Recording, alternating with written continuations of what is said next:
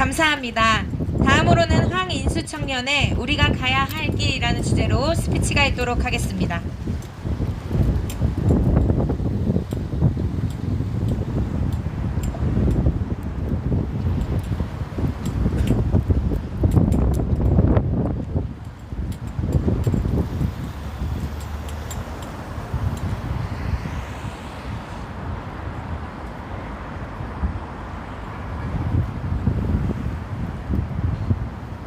오늘날은 인사부터 하겠습니다. 안녕하세요.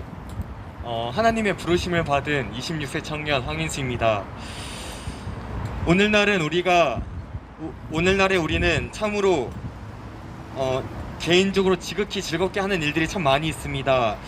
스마트폰 하나만 있어도 전 세계의 사람들과 소통할 수도 있고, 또 내 주변에 사람이 굳이 없을지라도 혼자만의 시간이 이젠 익숙해질 정도로 너무나도 즐거운 시간들을 보낼 수 있는 게 내 주변에 너무나도 많이 있습니다. 그렇게 점차 혼자 있는 시간이 많아지면서 내가 어디로 가야 하는지 내 길보단 다른 사람들이 가고 있는 곳에 따라가기에 급급해진 시대가 되어버렸습니다. 어찌 보면 마치 똑같은 기계를 찍어내는 듯이 복제 시스템처럼 방식과 시기와 진행만 다를 뿐 모두가 동일하게 움직이고 있다는 것입니다. 결국 가장 큰 본질은 마음이 빼앗겼기 때문입니다. 스마트폰의 마음이 빼앗기고, 컴퓨터의 마음이 빼앗기고, 사람과의 관계에 대해서 마음이 빼앗기고, 또 내가 미래에 대한 불안들로 인해서 마음이 빼앗기는 등 여러 가지를 이야기할 수 있을 것 같습니다. 중심이 없어 갈 바를 알지 못해서 바람결 하나만으로도 하염없이 떨어지는 낙엽처럼 방황하고 흔들리는 것이 과연 우리가 지금 그런 시간들을 보내야 하는지를 이야기하고 싶습니다. 그래서 우리가 꼭 해야 될 일은 삶의 롤모델을 구하고 찾고 또 두드리는 거라고 생각을 합니다. 나에게 건물을 지을 수 있을 만큼의 재정을 가지고 있다면 과연 여러분들은 어떻게 공사하실 생각이십니까? 많은 분들이 알고 있는 63빌딩, 잠실에 있는 롯데타워 등 높은 건물을 건설하기 위해선 기초공사가 매우 탄탄해야 되는 것을 알고 계실 것입니다. 그만큼 깊은 땅을 파고 더욱더 견고하게 완공하기 위해선 심지가 아주 튼튼해야 할 것입니다. 우리가 이 삶을 살아갈 때에도 그 어떠한 것도 무엇이 되었든 간에 기본 뼈대는 너무나도 또 무엇보다도 중요하다는 것을 이야기할 수 있습니다. 즉 통일성을 갖고 있고 결국에는 모든 것은 하나로 연결되어 있다라는 것을 깨달을 수 있을 것 같습니다.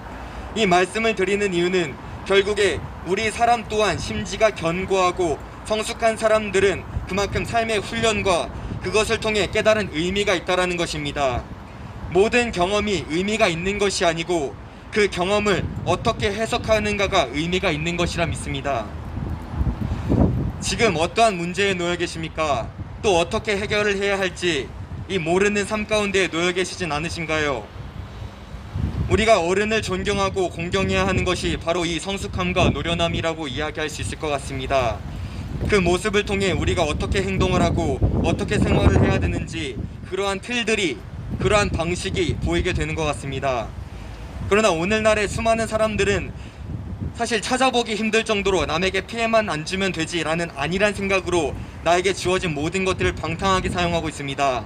그것이 시간이 될 수가 있고 또 나에게 주어진 재정이 될 수가 있고 내 주변에 함께하는 인간관계를 또 이야기할 수 있습니다. 저마다의 이유와 모습은 다르지만 결국에는 무너지거나 또 세워지거나 하는 기본적인 틀은 무시될 수 없다라는 것입니다. 건물을 지을 때에도 아무리 깊이 파고 심지가 견고한 것을 박아 놓았다 할지라도 그것이 모래 위에 지은 것이라면 완공되고서의 모습은 보기 좋을지언정 거친 바람과 고된 환경 속에서 금방 무너지고 말 것입니다. 그러나 튼튼한 반석 위에 세운다면 그 어떠한 상황과 환경일지라도 흔들리지 않고 무너지지 않을 것입니다. 결국 우리의 마음가짐의 중요성을 이야기하고 싶은 거예요. 그냥 해도 안 될 거야. 내가 해서 뭘 하겠어. 내가 다른 사람들이 다 싫어하니까 괜히 나서지 말자. 이러한 마음가짐으로 무엇을 하든 다 무너질 수밖에 없습니다. 모래 위에 무엇을 쌓든지 무너지기 쉽다라는 것입니다. 그러나 나는 잘할 수 있어. 분명 하고 나서야 깨닫는 것들이 있을 거야. 잘하든 못하든 경험이 너무나도 중요해. 나에겐 이게 너무나도 필요해. 라는 같은 라고 반응을 하면은 같은 행동일지라도 그것을 해석함에 따라 삶의 방향성이 크게 달라질 것입니다. 빠르게 가는 것보다 더 중요한 것은 우리가 어디로 가느냐인 것입니다.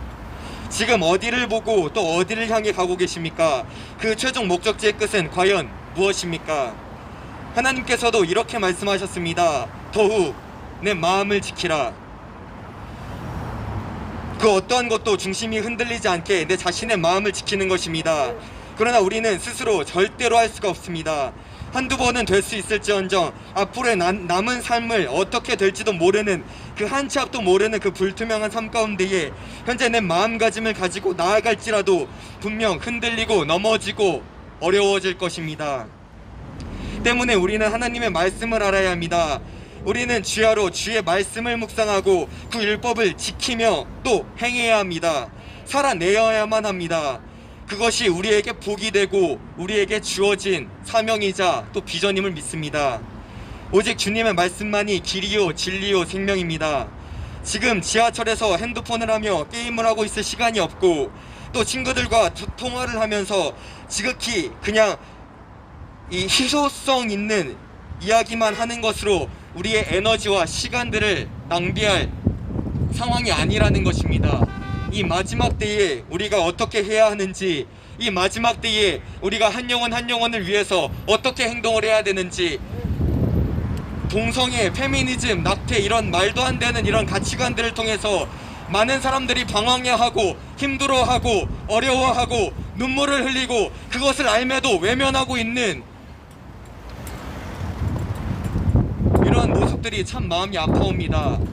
우리가 알아야 할 것은, 또 하나님께서 우리에게 허락하신 것은 한 손에 복음을 들고 또 한 손에 사랑을 들어서 이 땅 가운데에 정말 빛과 소금의 역할을 감당해야 하는 자들로 세우셨음을 믿습니다. 그래서 오직 우리는 말씀으로만이 건물, 그러니까 즉 반석 위에 세워야 할 줄을 믿습니다. 이 땅 위에 있는 것들에 욕심을 내지 말고 하늘에 있는 것들에 상급을 쌓아야 합니다. 잠깐 있다가는 이 나그네와 같은 삶 가운데에 우리에게 맡겨주신 사람들, 우리의 일터들, 그 사역들, 그런 것들을 감당하는 것이 우리의 영적 군사로서 행동해야 될 일들입니다. 우리의 시민권은 이 땅 가운데 있지 않고 하늘에 있습니다. 우리는 하늘로 가야 합니다. 그날을 기대하고 고대하며 또 소망하며 그렇게 삶을 살아갑니다. 다시 한 번 더 여쭙고 싶습니다. 우리가 과연 어디를 향해 또 무엇을 보고 그토록 힘써 달려가고 계십니까? 아무리 좋은 대학에 입학을 해도 고등학교 때의 목표가 대학교 입학까지였다면 입학하고서의 많은 이들이 1학년 때까지만 놀자판으로 하는 것도 목표가 없기 때문입니다. 목표가 있으면 쉴 수가 없습니다. 부지런해집니다. 목표가 없기 때문에 회의감이 들고 내가 이렇게까지 해서 결국에 얻을 수 있는 것이 무엇인가 방황할 수밖에 없는 것입니다. 그래서 현재 수많은 영혼들이 방황하고 또 죽어가고 있어요. 그렇게 1년에 17,000만 명의 아이들이 죽어가고 있는데 이제는 알매도 불구하고 우리는 그저 가만히 있는 것이 참 마음이 아픕니다. 잠깐 있다가는 이 삶, 내가 이 세상에서 무엇을 위해 태어났고 또 어떤 것을 위해 기여를 해야 하는지, 그것을 우리는 빠르게 가는 것보다 더 좋은 성적과 좋은 직장과 또 좋은 배우자와 가정들을 바라는 것이 아니라 내가 이 땅 가운데에 기여하고 내가 이 땅 가운데 태어난 이유와 목적을 우리가 알아야 될 줄을 진실로 믿습니다. 때문에 우리가 최종적으로 가야 될 그 목적은, 방향성은 바로 본향에 가는 것이라 믿습니다. 오늘 하루도 주의 날입니다. 이상입니다. 감사합니다.